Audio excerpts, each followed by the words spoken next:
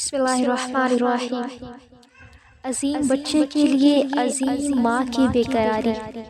حضرت ابراہیم علیہ السلام کا واقعہ۔ جلد ہی پانی اور کھجوریں ختم ہو گئی۔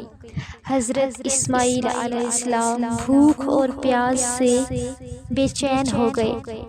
حضرت ہاجرہ بے قرار ہو کر کبھی صفا پہاڑی پر چڑھ جاتی اور دور تک دیکھنے لگتی کہ شاید پانی یا کوئی قافلہ نظر آ جائے۔ پھر سامنے موجود دوسری پہاڑ مروہ پر چڑھ جاتی اور دونوں پہاڑیوں کے درمیان کا راستہ دوڑ کر طے کرتی تاکہ حضرت اسماعیل علیہ السلام زیادہ دیر نظروں سے اوجھل نہ رہیں۔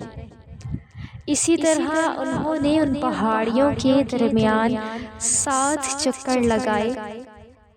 اللہ کو ان کا یہ عمل اتنا پسند آیا کہ اس عمرہ اور حج کا ایک حصہ بنا دیا۔ اس عمل کو سعی کہتے ہیں۔